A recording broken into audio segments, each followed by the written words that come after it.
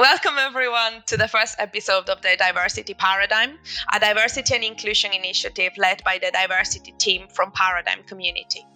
The Diversity Paradigm is a podcast born to discuss diversity challenges and their progress in all things that somehow relate to global mobility, international migration, and living and working in this era.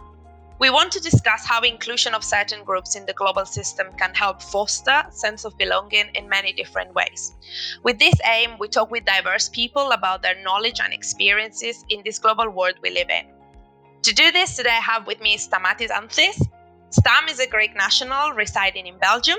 He is a civil servant for the European Commission and a gay cisgender married man with 2 children conceived by a surrogacy in Canada, one of them currently on the way. He is an active LGBTQA+ activist, in particular regarding national and international LGBTQA+ family rights. And I had the pleasure of meeting and working with Stam as part of Egalite, which is the LGBT association of the European Union institutions. So Stam, thanks so much for being here talking with me from Canada. Thank you very much, sir. It's a pleasure to be here with you, and it's a pleasure discussing with you after a bit of time that we haven't seen each other. Yeah, true, right? So Stam and I have talked a lot and at great length about moving to Europe and living in Europe as an LGBT person. And Stam has a lot of experience of moving and having an LGBT family who has a lot of international backgrounds. And Stam, let's start by moving to Belgium. Belgium, and where I've also lived for a couple of years, is in theory recognized as one of the most developed countries in terms of LGBTQA+ rights in the world. So let's talk a bit about what is actually living and moving in Belgium from another country. Indeed, Sari. So as you said, I'm Greek. I grew up in Greece, and moving to Belgium was, in my mind, at least, as I'll call it like that, a gay paradise, in the sense that at least I'm in a developed country in LGBTI plus rights, and things can move forward very smoothly without administrative or bureaucratic chaos that sometimes back home I had. And it's true that Belgium has progressed in a lot of aspects. For example, some forms of gay families or LGBT families, LGBTI plus families are indeed allowed. But unfortunately, I realized that the situation is not as fantastic or as good as I thought before moving there. And to give you some very concrete examples, you said that in your introduction, indeed, I am married. My husband is Italian and Maltese. And we have 2 children born in Canada. So our children are Canadian. In Canada, surrogacy is fully regulated, is fully legal, and there is a whole framework, let's say, that applies to the whole concept of surrogacy. It's open to everybody, single men, single women, gay men, gay women. I mean, it's really literally open to everybody. Our children have obviously 2 fathers, 2 parents, and they have been issued birth certificates in which our names are on them. When we tried to register our children in Belgium, following the local procedures in the local communes, the local town halls, the situation was not ideal at all. Initially, the birth certificates were not recognized because they had the names of 2 fathers, and somehow in Belgium, the names of 2 fathers are not allowed on a birth certificate. Still trying to figure out why. Then at the second stage, they said that maybe we could recognize that one of the 2 fathers being the biological father, although both fathers are on the birth certificate, which literally means that you cut a birth certificate in 2 pieces, and you forget you have a visible father and an invisible father, in which we're permanent residents in Belgium, so God knows what could that mean in practice. And then there were discussions about adoption and things like that. But the big question here is, how do you adopt your own child? So they were asking you to actually register your child as only with you or your husband, which also I imagine that it's a very, very difficult decision to then go in country through a adoption procedure of something that you actually have granted by birth because of the birth certificate in Canada. Exactly. And I can tell you that our son right now is almost 2 years old, and the process is still on. It's not finalized. So initially, our son was registered in our family composition as not related to us. So we had a visitor in our house. The To any French of you. to any of us, to any of us. The French was non. The French term was non apparenté. So the first reaction of the Belgian administration was to register our son in our family composition as not related to us, whatever that means. After a lot of discussions and a lot of appeals and a lot of pressure, currently our son is recognized as. Actually, I am the only father of our son right now in Belgium. And we have started a judicial procedure in order to recognize the foreign birth certificate and the foreign court order in order to allow for my husband to be also the parent of our son. And just to dig a bit on that, because you are legally married in Belgium. So Correct. just for everyone that may not know, Belgium is one of the first countries that legalized homosexual marriage. So two men or two women can get married, and there is no legal problems regarding that. We should just like, if you live there, you can get married. So they accepted you and your husband are obviously married, but then they do not accept that he's the father of your child, which for me as an immigration lawyer, that means that if something happens to you, what do they do? Do they automatically recognize him, or do they just give the child for adoption somewhere? Because that's basically the legal result that may happen. Absolutely. You're absolutely right. And this is the big question mark that we all have in this process. To make things a bit more complicated, as I said before, our son is Canadian because he was born in Canada, but he also has an EU passport because my husband is Italian Maltese, so he has the nationality from my husband. So we have an EU birth certificate. Apart from the Canadian birth certificate, we have an EU birth certificate which mentions my husband and I as parents on it, which Belgium refuses to recognize as such, saying that we need to go to court, so they need a judicial procedure in order to recognize this EU birth certificate. And here I think we have to keep in mind also the recent, I mean, you're a lawyer, you know it much better than me, the recent decision from the European Court of Justice in Luxembourg, the famous case with the two mothers that gave birth in Spain, and Bulgaria refused to recognize the birth certificate. And finally, the court was very clear that if we want to maintain free movement of people across the EU, we need to ensure that birth certificates issued by one country are recognized by all member states. So all this is very stressful. I would say frustrating, if you want me to be frank, and honestly very expensive because we have been hiring lawyers and lawyers to try to figure out the way we need to proceed with our family. I think that you just mentioned the case law. So for everyone that may not know about this case, because I guess that we're very interested in this, but many people have never heard about it. So the European Union is obviously 27 countries now, and we have freedom of movement. So if I'm an EU national, I can technically move to any of the other countries and just start living and working there with the same rights as a national of that country. So, for example, if you are not Belgian, but you're living in Belgium, you should be recognized with the exact same rights as a Belgian person.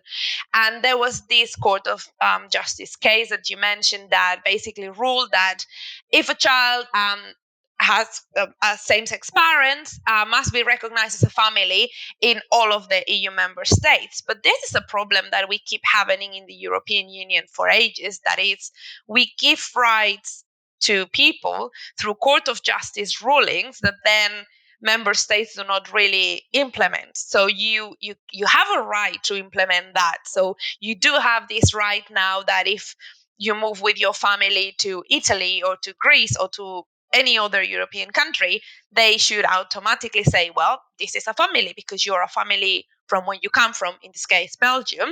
But actually, they don't, because you have to go to court and fight it. And you clearly mentioned it's a lot of money, and not a lot of people can decide to, like, just I'm just gonna go to court for 2 years because I want to move to this other country. And we're very, very lucky in that sense, because of having the economic means to actually fight this. Um, but there is so many people, I believe, that will not move to other countries, right? Like, what will it mean, for example, if you suddenly decide to move to Malta or to Italy, to your husband's country of birth? I will give you the example of moving to Greece, actually, because there we tried not to move to Greece, but we tried to recognize our son in Greece. So this is really, really, really interesting, because all births of Greeks that take place abroad, there is a special procedure for the registration of their children. And obviously, we followed this procedure. So we legalized all the documents, we translated all the documents, and we sent them back to Greece for registration. So in Greece, our son is non existent. The Greek authorities refused to recognize the whole of the birth certificate. So Belgium recognized it partially by taking the biological father. The Greek authorities refused to recognize the whole of the birth certificate because there is no mother on the birth certificate. So they claim that the birth certificate is valid if there is a mother without a father, but if there is a father without a mother, then the birth certificate is void, it cannot be accepted. We haven't started any legal proceedings in Greece because in our immediate we don't have any plans to move right now to Greece. But what is very strange, and I think you described it very, very well just before, that in principle within the European Union there is this notion of free movement of people. We are free. We have the right, not we're free, we have the right to move and establish our families and live in every member state. But honestly, in the case of LGBTI plus families, you board on a plane, and depending in which city this plane lands, you have a totally different set of rights. So, for example, we are married in Belgium. If we land in Greece, we are not married anymore, because the Greek authorities do not have gay marriage. So when we travel with our son and our future daughter, when we will be traveling to Greece, we board maybe on a plane as a family, but when we land, we are four strangers that happen to be on the same plane. And this is really not correct. I mean, if why you need your rights? You need your rights in case something goes wrong. If something goes wrong while you are there, I mean, then you have the authorities questioning whose is this child. It's not yours, and you know how all these things work. Huh? And that's also very, very interesting because, for example, so I'm a lesbian woman, and I've always been very concerned with actually traveling on holiday. Like, I've lived in France, in Belgium, in the UK, and in Spain, and in all of those places at least we have theoretical rights. So I've always been like able to know that I could go to the authorities and fight my rights if something goes wrong. But actually, and this is something that not many people share, when I'm thinking about where I will go on holidays with my partner or even alone in some cases, I have to think about this. We have to think as individuals, like, am I going to be safe in that country? If I have a car accident, if I get sick, is my partner going to be able to visit me in the hospital or enter or take any decisions for me? Because obviously those are things that no one wants to consider, but at some point you have to, right? So, for example, if you travel and something happens to you, is your child safe? Is your child able to live with your husband, or will they be stuck there and have to respond to questions from authorities, which, apart from very, very invasive, they give us a feeling of uncertainty, and it's very, very scary. And we face that fear of like persecution from the authorities. And the problem is that we're not talking about going to Middle Eastern countries where actually homosexuality may still be, um, uh, like, basically going to prison, may mean going to prison, but other things that is just like, is my family a family where I'm going?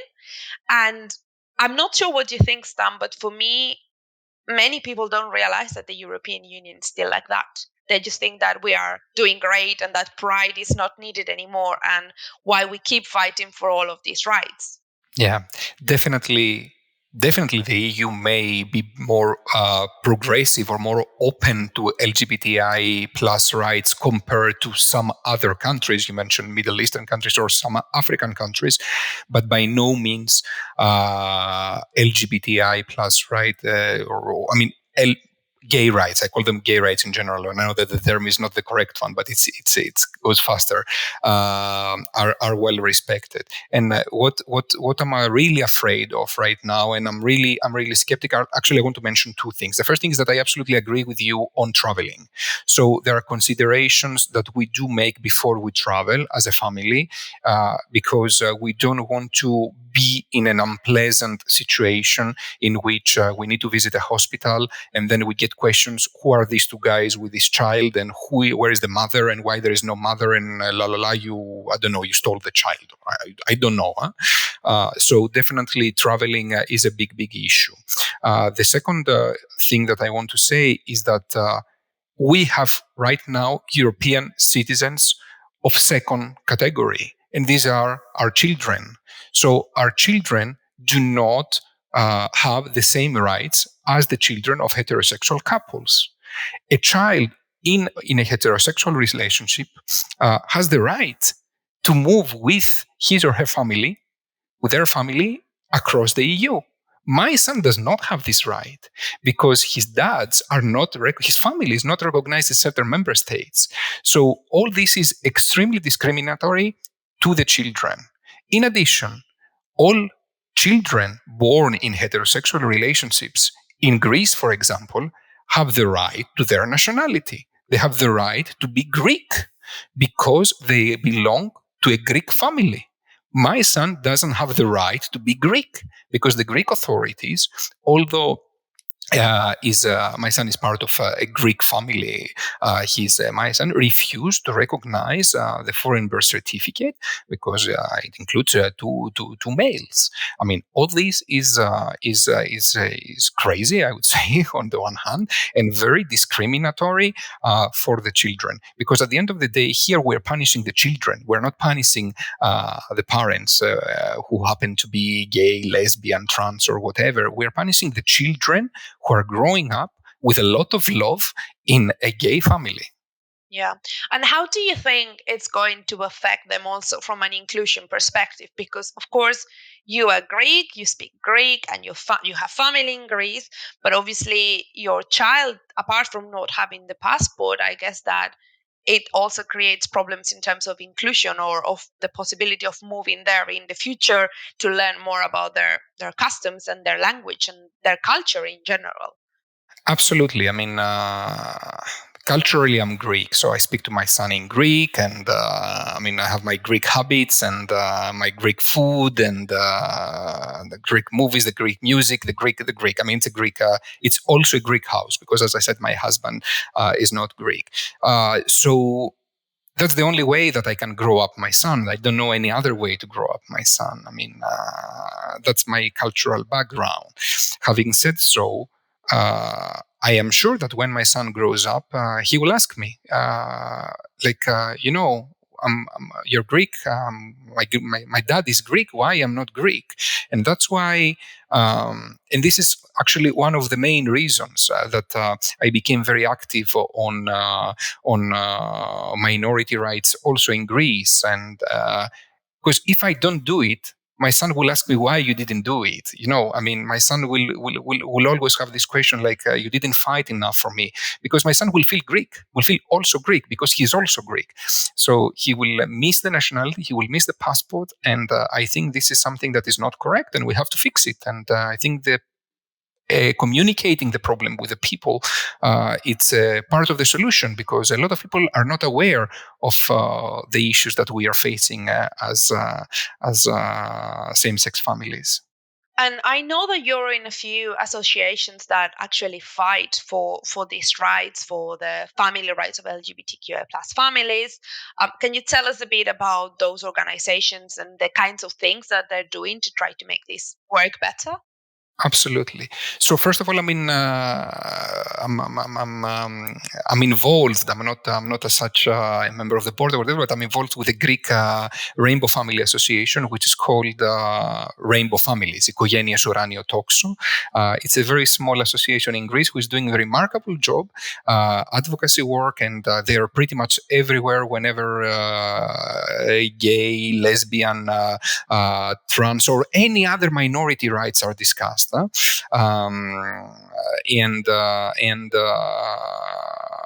they're doing a lot of advocacy. I mean, currently there was a lot of discussion with the government to try to see if there is a window of opportunity to open up a bit the Greek family law to allow for same-sex partners at the beginning, so marriage recognition, and then once you recognize the marriage, then possibly children will be easier. I mean, the first thing is to have gay marriage, I think, and then the family part will come a bit easier in the Greek part. Apart from this association, in Egalite, you mentioned Egalite at the beginning. Egalite is the LGBTIQ plus association of staff members of the European Union. As an association, we are members of NELFA. NELFA is the European Association of Rainbow Families. The president of NELFA is a great lady who is doing a lot of work, and all the board, they're doing a lot of work on advocacy. They are one of the key stakeholders in the discussions within the Commission for the legislative proposal that maybe we can talk a bit about it later on for the mutual recognition of parental rights across the EU. So NELFA, it's one of, let's say, the umbrella association for rainbow families in Europe. Yeah. So now let's talk about what you just mentioned, the mutual recognition, because I don't know if many people that are not activists in this know about it. But basically, the idea is that we will have a law, right, like proper legislation in all of the member states that will force the member states to do automatic recognition, right? Can you? Yeah. So it's You know in the much more. famous. No, I think you know a lot as well. I think it was in the famous speech of the president of the European Commission, Ursula von der Leyen, in the State of the Union a couple of years ago, where she meant the State of the Union is the annual big speech that she gives in the European Parliament with the main priorities of the Commission for the year to come. And she had this famous speech that really touched our hearts as same-sex parents, where she said that if you're a parent in one member state, you're a parent in all member states. Literally said, if you're a parent in one country, you're a parent in all the countries. And I think this touches the heart of the problem. So what is the Commission now trying to do is they are trying to create a legislative proposal which has to go through the legislative procedure of the EU, which is long and not always easy, meaning the European Parliament and the European Council, in which member states will have to mutually recognize parental rights within the EU. In very simple terms, if you are a Spanish family with two moms, then automatically, if you want to move to Greece, then you're a Spanish family living in Greece with the same rights and obligations as any other family, without discriminating the fact that two lesbians have a child, because this is what happens right now. So we just need to dig a bit into that, because obviously that's very, very good. But if I am a Greek family with two mothers, but Greece still does not recognize the fact that I am a family, will it help initially if, for example, I move to Belgium, get married in Belgium, and then come back, or not really, because it will be based on my nationality? So there are two things. The first thing is the proposal is not ready yet and is not out yet. So in theory, we're talking. In theory. So let's hope that there will be no bumps in the process, because I said before that it has to go to the Parliament. Let's say that the European Parliament will vote with it, but it has to go to the Council, and the Council meaning all the heads of states of every member state of the European Union, and there. Personally, I have my doubts how far all this will go. But what is very important is that it's a great initiative of the Commission. I mean, and I'm very thankful for the Commission that they managed to do that. Now, on the practical implications, honestly, I mean, I don't know because it will depend on the final form and how all this will be. But I think the mindset of what I've read online, at least, is that this legislative proposal aims to protect free movement across the EU. And how can you have free movement across the EU if your family rights are not recognized across the EU? Obviously, if you're a family in Spain and you're not a family in Greece, you cannot relocate to Greece because a set of rights that you have established in Spain will not be there while you're in Greece. Now, the big question, and this is what you're raising here, is if you haven't established these rights, will this legislative protocol protect you? I really don't know. And I don't think it will be so simple that you just travel to another member state. I suppose you will have to settle there. You will have to become a permanent resident or a national or something like that before all this happens. But I really don't know, to be frank. And again, you've mentioned all of the procedure, like the legislative procedure to just get this approved.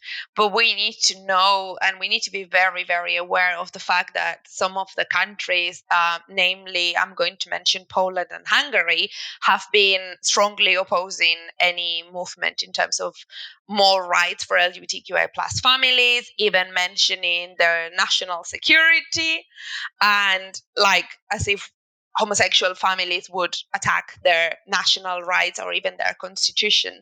So it does sound very, very positive, and you know that I want to believe that it's going to be great. But apart from the fact that it's a very long procedure in general, we have very right-wing governments at this point in time that are seriously opposing and publicly saying they do not want these rights to happen. So this is my opinion, but I would really like to know what you think. Is that every right or the fight for LGBTQI plus rights that we were having, and thanks to which you're still a family and you can more or less move and get some rights, it's kind of stopping in a certain way, and we will face a bit of more of a struggle to actually do the next step. So what you've said, like your children and my future children will not be really discriminated or second class citizens. Absolutely. And the situation in Europe, you know it better than me, varies a lot. We have countries in which LGBTI people have a full set of rights, and countries in which basic rights are not even there. And you have very hostile environments from governments. You have language. I mean, if you see the language that is used in some member states, it's at least insulting.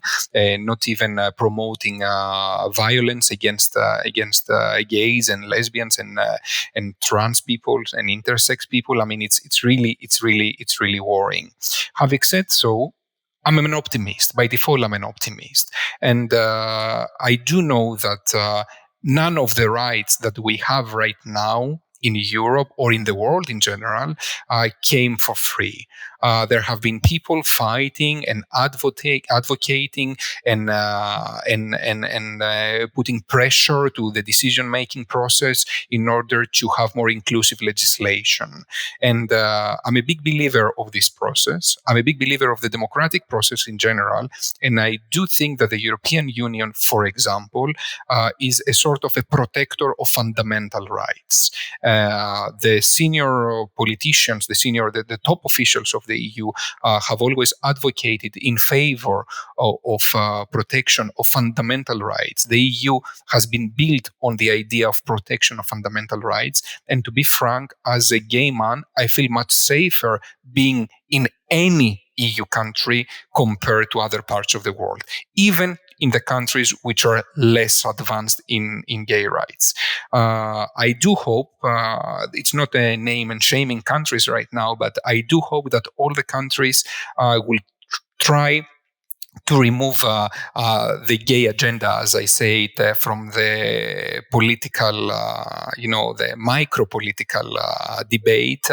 I mean, we had cases also in my country of politicians who try to use the gay agenda both ways. And this is something that really, let's say, damages our rights. So I'm a big believer of the process, of the democratic process, and I do think that the EU is the best guarantor, let's say, to ensure that our rights at some point will be protected. In your introduction, you mentioned pride, and some people say we don't need pride anymore. Let's hope that our children will not need pride anymore, because we today, for sure, we need pride. We need to advocate for our rights. We need to fight for our rights, because we don't have a full set of rights right now in Europe. And I still need someone to come to me and explain what the gay agenda is, because I'm 30 years old and I still haven't understood what I'm supposed to be having as a gay agenda for me and my Yes. family. I'm just like, well, maybe I'm too busy with work and trying to have a normal life that I forgot that I should be, having this gay agenda and destroying the society we live in. But in any case, Stam, I would also like to talk because, of course, we've talked about your family as a gay man, but I know that you also have experiences from lesbian friends who have been through similar struggles. And there is a lot of discussion in terms of surrogacy. Some people, like, they have different reasons to be against it or for it. And it's not really this the place to discuss if we think it's good or wrong, but many people don't realize that actually female like people that can conceive children also have this problem, right? And you have good examples on that. Absolutely, absolutely. I mean, gay men were not alone in struggling to create families, for sure. You're right that you mentioned surrogacy, and there is a big debate about surrogacy, etc.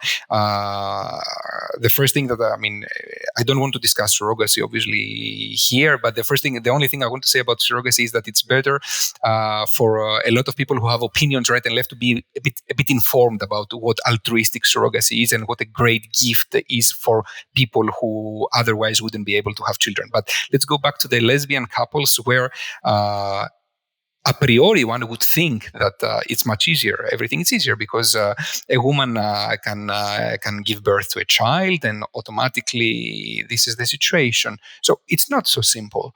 I will take the Greek example, in which there is no way that a second mother will be recognized by the authorities right now.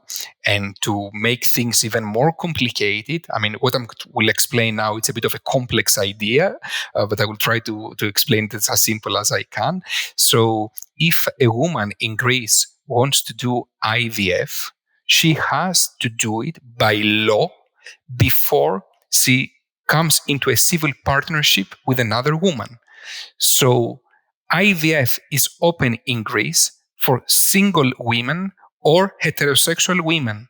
If a woman is in a partnership, we don't have marriage in Greece, we have civil partnership. If is in a civil partnership with another woman, she's blocked from having a child through IVF. So something which definitely is not reasonable and it's discriminatory. So that's one element. Now let's go to Belgium. In Belgium, in principle, two women could have a child. Two Belgian women could have a child through IVF, etc. And once the baby is born, the two mothers will be on the birth certificate. No problem at all. If the mothers are Belgians. If the mothers are not Belgians, then things become very complicated. We have in our circle two very good friends of ours. They're Italian, both of them. Actually, one is Italian, one is French Italian, and the Belgian authorities refused to put the second mother on the birth certificate because Italy does not allow same-sex couples to have children. So the baby was born only it's not even the biological, but it's necessarily the biological, The but it's the carrier, birth, the right? carrier, Yeah. yeah, the birth mother, let's call it like that, the mother, the person who gave birth. Uh, was alone on the birth certificate, and the second mother became the invisible mother. So she's nowhere, and they're trying to do an adoption procedure, or they're trying to find other remedies due to certain developments in French law recently. But all this is crazy again, crazy in Belgium, where we think that LGBT rights are all respected and it's paradise. And which is also like straightforward against the EU legislation, because if you are Belgian citizens and you have these rights, suddenly you're an EU national resident in that country, and they are not giving you the rights that basically the whole European Union is set on, which is that we should have, like, we must have, sorry, the same rights. And you mentioned France, and actually, so I lived in France for a short while, and I was actually very, very surprised, because France is also like, I don't know, their principles are based on equality, on democracy, on having a lot of rights. They're basically the French Revolution, right? And then you arrive there and they tell you, like, oh, actually, two females cannot have children together. And if they want it, I think that they changed it, or they're changing They it changed recently. something. I don't know much. Yeah, because before, French females that were in a relationship and they wanted to have a child, they had to go to Belgium. So actually, there was a lot of business in Belgium of like fertility clinics, because they were doing the whole intake of lesbian families, basically, that wanted to have children, and they could not have it in France because they were refused treatment. So they would travel to Belgium, get pregnant, and go back to France, and then do again an adoption procedure, which, again, there are many great reasons to adopt a child, but it's a very extenuating process in which you need to justify everything, make your whole life completely public. They will ask you 1,000 private questions, they will interview your friends, your family, and again, it's a method of security for when you want to have a child. And they obviously, the authorities need to check that you're a good carer, but the fact of having to do this with your own child when your partner has been carrying the baby and you've taken that decision jointly, and on top of it, moreover, sometimes it's just like your biological child. It's just that the person pregnant is your partner, because you've jointly decided to apply this method.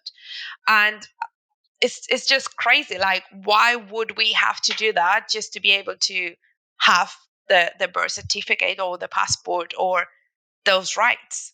Absolutely, it's like that, and the EU is full of discriminatory laws that we don't know about them unless they're in a niche. Because you have to be in a niche in order to be able to find out. I mean, we mentioned surrogacy before, and I will give you an example of the Greek loan surrogacy, which is really amazing. I mean, I find it when every time I think about it, I find it so not fair. So surrogacy is fully regulated in Greece, but it's open to single women or heterosexual couples in marriage or outside marriage.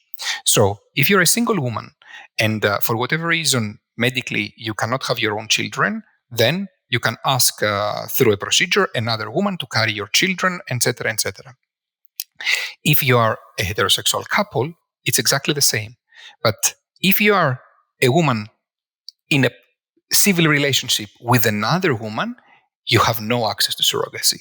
If you are a two-men's couple, you have no access to surrogacy. If you're a single man, you don't have access to surrogacy. So I don't get it. I mean, either you allow surrogacy, and there are pros and cons, and there has to be a debate and a very thinkful process if you should allow surrogacy or not. But if you allow surrogacy, then you allow it to all under certain conditions. You cannot just like cherry pick that, this may create a same sex family here, so I have to ban surrogacy for this type of people. And talking more from when the children are already like let's say 7 8 years old, there's also a lot of effects on all the things that, for example, education. So access to education or access to social security may differ if we don't have those rights. And I think that's something that people don't think about it, because, like, well, the birth certificate, you don't use it that much, right, except for the passport and things like that. But it's gateway to having all of the rights that you can have in a state, in a country. Like, will you be able to go to school? Points-based systems of school, like where they are going to go depending on where the parents live, for example, they can also be limited. um, are they going to have social security? Can I put my partner under my social security, which can be public or private? It can be both. Sometimes they do not recognize them for the private or the public one if the person is not working. Do you really think that we are getting the message across, like in general, so people are able to understand these things, or is it still seems like a small thing?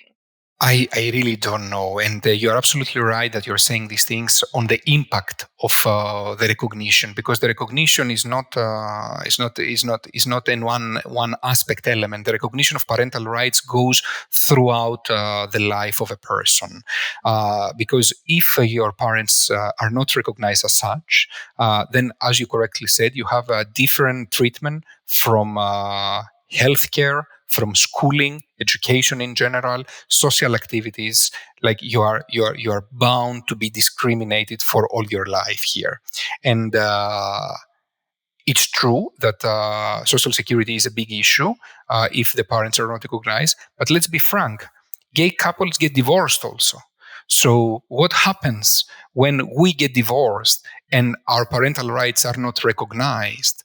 The child has only one parent. So the second parent from the invisible parent becomes in the middle of administrative chaos, who may not be able to see their children. I mean, we're creating right now parents in which build emotional relationship with their children, and in case of a divorce, they will have no rights towards their children. Their children will not be able to see their parents, their father, their mom, their dad. I mean, all this really is not correct. And when we are talking about same-sex couples having children, we are talking about children that exist. They live with us. It's not that same-sex couples, sorry, they want to go and take the children of someone else or whatever. We're talking about our children, that they live with us, they exist, they have always existed throughout the centuries. Most cases they were invisible. Now we try to make these families a bit more visible. But we have children who are currently growing up in Europe, and as we said before, they are second-class citizens with less rights and less opportunities, let's say, for becoming a fully fledged European citizen. That's completely true. And the last point that I would like to mention is, like, it's not only throughout the life, but also throughout when we reach the death, right? Bravo. Because Yeah. they won't even have inheritance rights. And that's something that, well, you've built a life, you've maybe bought a house and worked very, very hard to leave things for your family and for your children, same as any other couple. And you may not have inheritance rights, or you may have inheritance rights in Belgium where you're living right now, or me in the UK. But what happens if I buy a house in the future in a country that does not recognize that this is my family? Will I be able to leave them this property, or will they have to buy it or pay like property tax as if they were building it from their mother or their father, right? Exactly. This is so relevant what you said. Now, I had this discussion last summer. I was in Greece and I had this discussion with a notary in Greece. And she was telling me, but okay, it's not a big deal. Make a will. Make a will. Man, it's not a big deal. And I was explaining to her, and then she realized that it is a big deal. Because, yes, of course, we can make a will and we can say that if we die, all our property goes to our children. But if our parental rights are not recognized, it's as if we donate it to a third person, to someone who is not related to us. So this third person has to pay inheritance tax. Like, I don't know. I mean, he has to. You said it very, very, very nicely. He has to pay tax as if he's building the house from scratch.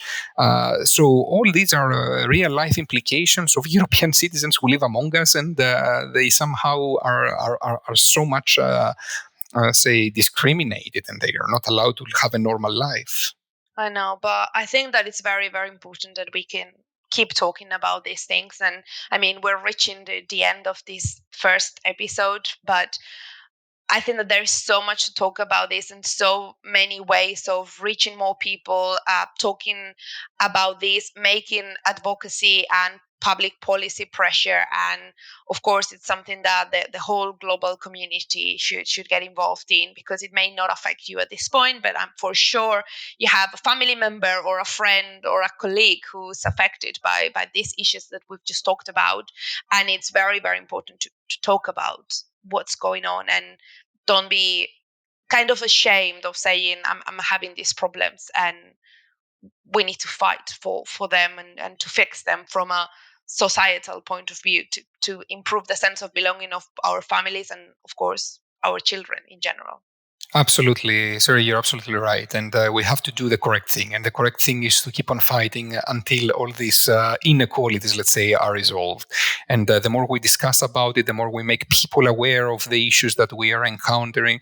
I think it's part of the solution. Really, it's part of the solution.